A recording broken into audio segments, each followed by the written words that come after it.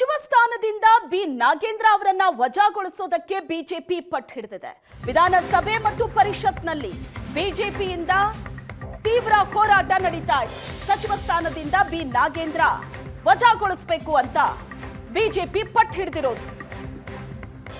ನಾಗೇಂದ್ರ ರಾಜೀನಾಮೆ ಕೊಡೋ ತನಕ ಹೋರಾಟ ಮುಂದುವರಿಯುತ್ತೆ ಅಂತ ಬಿಜೆಪಿ ಹೇಳಿದೆ. ನಾಗೇಂದ್ರ ಸದನಕ್ಕೆ ಬರ್ತಾ ಇದ್ದಂತೆ ಗೋ ಬ್ಯಾಕ್ ಅಂತ ಘೋಷಣೆ ಕೂಗಿದ್ದಾರೆ ಬಿಜೆಪಿ ನಾಯಕರು. ವಿಧಾನ ಪರಿಷತ್ಗೆ ನಾಗೇಂದ್ರ ಬರ್ತಾ ಇದ್ದಂತೆ ಬಿಜೆಪಿ ಸದಸ್ಯರು ಘೋಷಣೆ ಕೂಗಿರೋದು. ಗದ್ದಲ ಗಲಾಟೆ ಹೆಚ್ಚಾಗ್ತಾ ಇದ್ದಂತೆ ಸಭಾಪತಿ ಕಲಾಪವನ್ನ ಮುಂದೂಡಿದ್ದಾರೆ.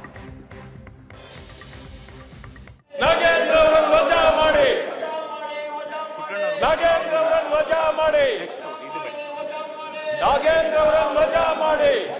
ಈಗ ವಿಶೇಷ ಸದನ ಸಮಿತಿಯ ಕಾಲಾವಕಾಶವನ್ನು ವಿಸ್ತರಿಸುವ ಪ್ರಸ್ತಾಪ ಶ್ರೀಯುತ ಪುಟ್ಟಣ್ಣನವರು.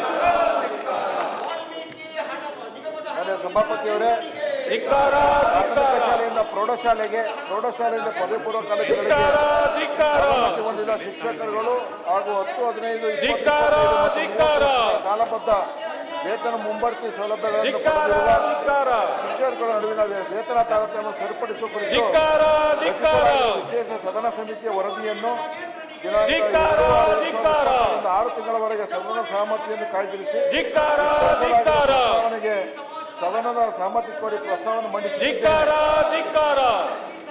ಸಮಿತಿಯ ಅಧ್ಯಕ್ಷರು ಮಂಡಿಸಿರುವ ಪ್ರಸ್ತಾವನೆಗೆ ಸದನದ ಸಹಮತಿ ಇದೆ ಎಂದು ಭಾವಿಸುತ್ತೇನೆ. ಈಗ ಸದನವನ್ನು ಮಧ್ಯಾಹ್ನ 2 ಗಂಟೆಯವರೆಗೆ ಮುಂದೂಡಲಾಗಿದೆ. ನಾಗೇಂದ್ರ ಹಣ ನುಂಗಿದ್ದಾರೆ ಅಂತ ವಿಪಕ್ಷಗಳು ಘೋಷಣೆ ಕೂಗಿದೆ. ವಿಪಕ್ಷಗಳ ಘೋಷಣೆ ಬಿತ್ತರಿಸದಂತೆ ಮಾಧ್ಯಮಗಳಿಗೆ ಸೂಚನೆ.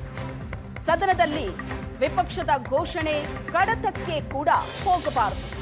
ಸಭಾಪತಿ ಆದೇಶಕ್ಕೆ ಬಿಜೆಪಿ ಎಂಎಲ್ಸಿ ರವಿಕುಮಾರ್ ಸಿಡಿದೆದ್ರು. ಮೀಡಿಯಾದವರಿಗೂ ನೀವೇ ಡಿಕ್ಟೇಟ್ ಮಾಡ್ತೀರಾ ಅಂತ ಪ್ರಶ್ನೆ ಮಾಡಿದ್ರು. ಇದು ಸರ್ವಾಧಿಕಾರಿ ಧೋರಣೆಯಾಗತ್ತೆ ಅಂತ ಹೇಳಿದ್ರು ರವಿಕುಮಾರ್.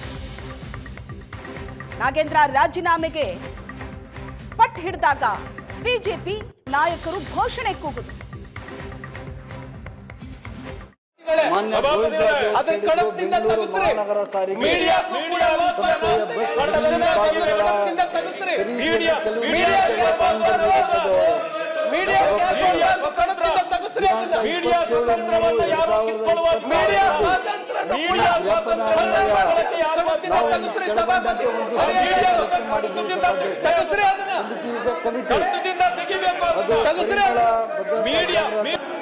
ಈಗ ಒಂದು ನಿಮಿಷ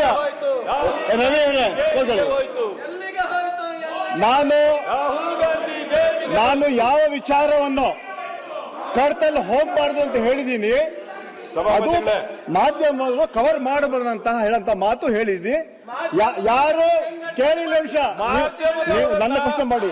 ಯಾರು ಕರ್ತದಲ್ಲಿ ಹೋಗಬಾರ್ದು ಹೇಳಿದ್ದೀನಿ, ಯಾರು ಈ ಸದನದ ವ್ಯಕ್ತಿ ಇಲ್ಲ ಅವರ ಹೆಸರನ್ನ ಬಳಸ್ಕೋಬಾರ್ದು ಹೇಳಿದೀವಿ, ಅದು ಮಾಧ್ಯಮದಲ್ಲಿ ರಿಪೋರ್ಟ್ ಆಗ್ಬಾರ್ದು ಅಂತ ಹೇಳಂತ ಮಾತು ಹೇಳಿದ್ವಿ.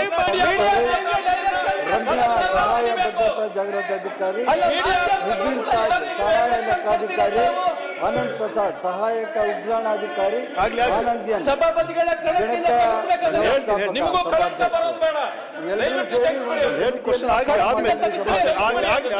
ಈ ಮೇಲ್ಕಂಡ ಸಮಿತಿಯು ಪ್ರಾಥಮಿಕವಾಗಿ ಇಂಟರ್ವ್ಯೂ ಒಂದು ರಿಪೋರ್ಟ್ ಕೊಟ್ಟಿದೆ ಸಭಾಧ್ಯಕ್ಷರೇ. 23-24-26ರಲ್ಲಿ ಹಾಗೂ 34-26ರಲ್ಲಿ ಕೆಳಕಂಡ ಸಿಬ್ಬಂದಿಗಳನ್ನು ಬೆಂಗಳೂರು ಮಹಾನಗರ ಸಾರಿಗೆ ಸಂಸ್ಥೆಯಿಂದ 3-4 ಮತ್ತು 4 ಆದೇಶಗಳ ಅನ್ವಯ ಮಾನ್ಯ